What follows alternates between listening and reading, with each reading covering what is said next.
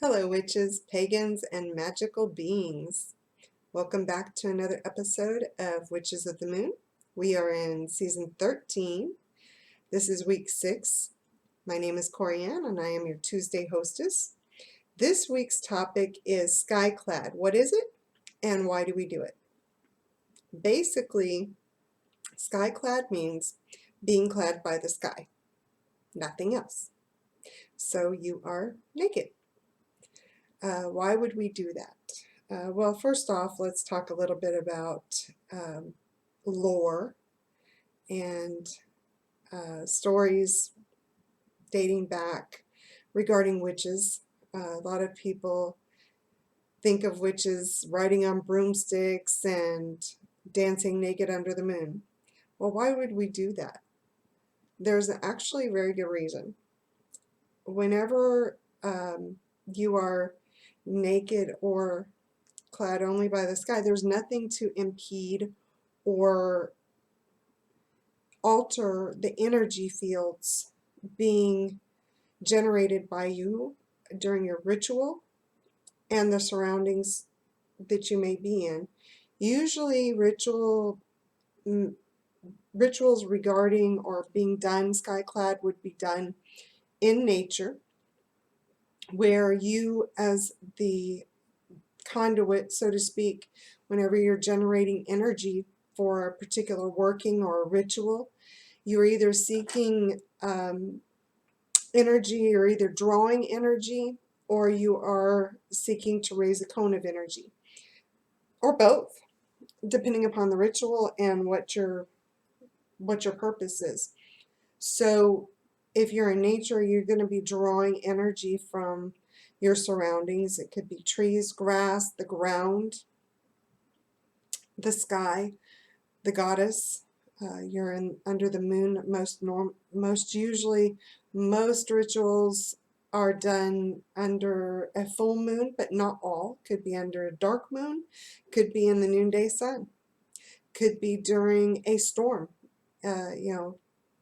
During the while it's raining, a cleansing ritual. So it just depends upon what you're seeking from your ritual and from your workings during that time. I will tell you that early on in my youth, when I was probably in my late teens, early 20s, I was studying some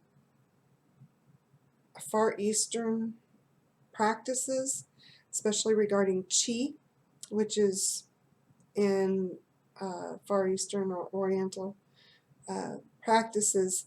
The Qi is your central energy, or Kulandali. Some people consider it the energy field or energy alignment produced by your chakras.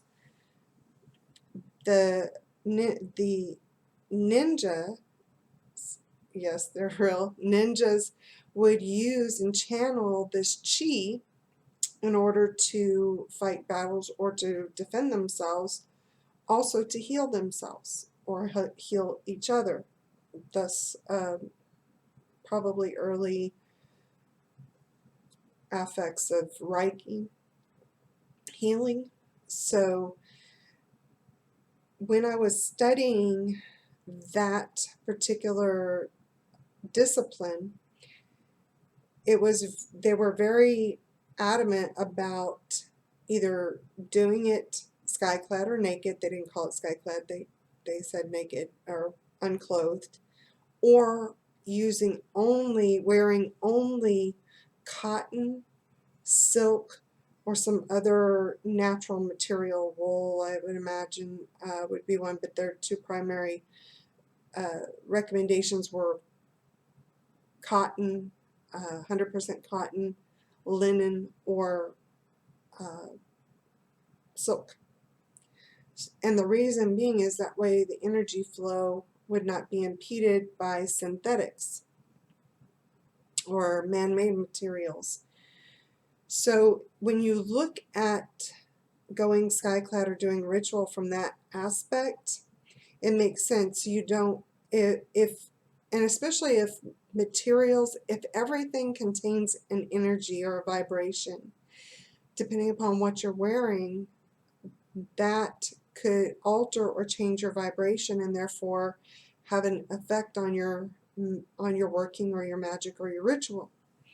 So you want to make sure that when you do ritual, it's generally thought to be more effective, and it makes sense if you think about it, to do it either Skyclad or do it with a natural material such as cotton, silk, wool, if you can stand it, that kind of thing.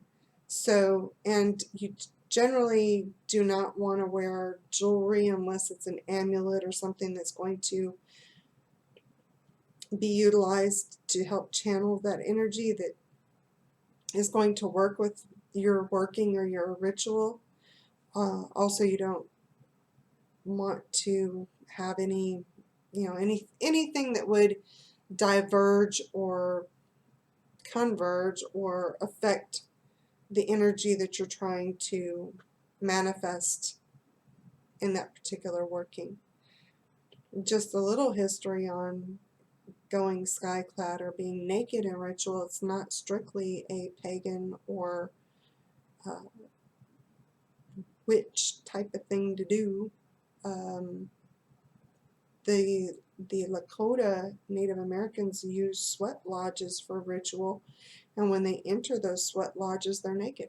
They do it without clothing. Usually men and women have separate sweat lodges that they go into to perform these ritual rites, these spiritual rituals, but they are done generally naked or without clothing. Also, Christians, early Christians, when they would perform baptisms, those were generally done without clothing.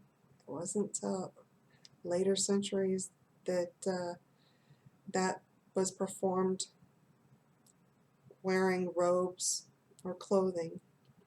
So it's not strictly a pagan practice, although pagans embrace it much more strongly than other groups or religions, if you will, if you want to call it a religion. I call it more spirituality, but for me, I guess religion would be appropriate. Do I perform rituals skyclad? On certain rituals, yes. Certain things I do perform skyclad. I live by myself.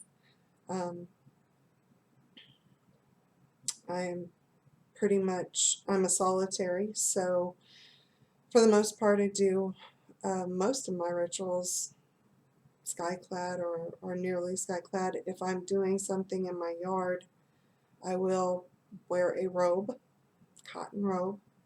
I wear that and perform it in a manner in which certain aspects of my yard block me, but I am not blocked from the moon or the dark moon or the sun. I also tend to know when my neighbors are not home, so that helps. The house I'm in currently, I need to have I'm getting ready to have some repairs done on the fence, so I have refrained from performing any of my rituals skyclad outdoors, but I do enjoy doing my rituals outdoors skyclad. Especially I tend to love to do cleansing rituals in the rain. It's very liberating, very cleansing, very useful. I don't know what else to say. It's very cleansing. You truly feel like you're getting a good cleansing when you can be skyclad in the rain. Maybe not necessarily during a thunder or lightning storm, but I like a nice gentle rain. So now as far as mainstream or other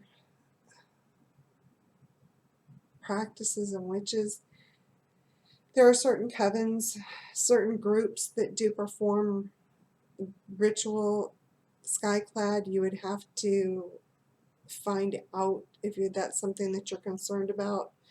I would definitely recommend before joining a coven or a group, if that's something you're concerned with, you definitely want to find out if rituals are done Skyclad, if workings are done Skyclad. You would probably want to know that, excuse me, before you join that group or coven. There are, and sometimes some of them offer rituals optionally, or they'll do dual ritual. They'll do a ritual that's Skyclad and one that's not. Generally, children are not allowed into Skyclad rituals performed in Skyclad, and they're definitely not allowed to be under the age of 18 for obvious reasons.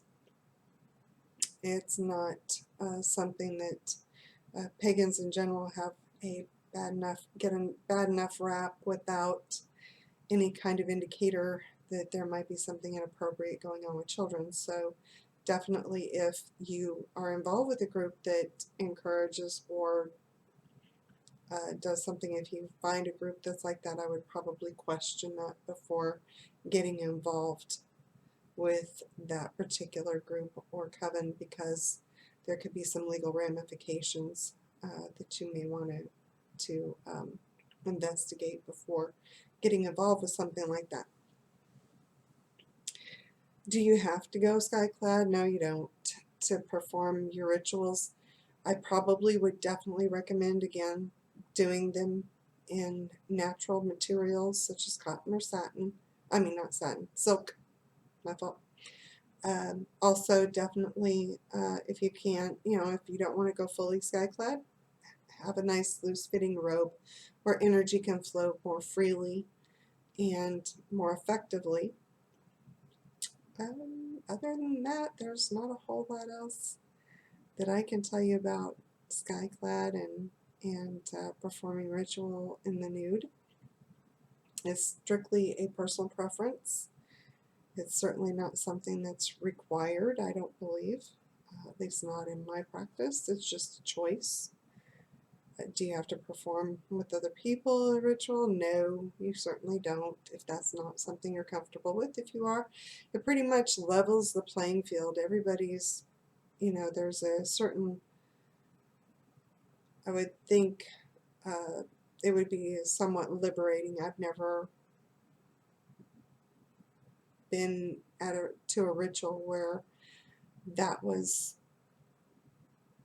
where it was performed Skyclad, so I couldn't speak on that, but I would imagine it would be liberating to a degree if you could get over your own insecurities. That's always the question, can you get over your own insecurities? I don't know that I could. I've got some personal reasons that I probably wouldn't feel comfortable, but I think if I got with a group of people that I felt comfortable enough with, I wouldn't have a problem with it, but it would take some time.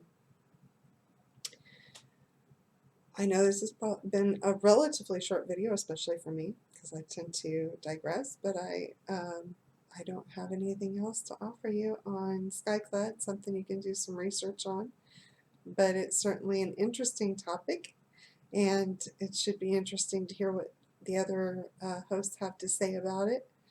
They could probably offer up a little more information than I can, but I hope that I've given you some tidbits of information that were helpful.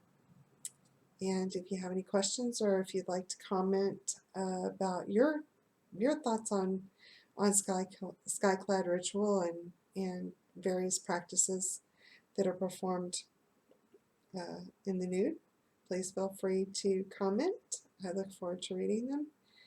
And other than that, hope you have a great week, and blessed be.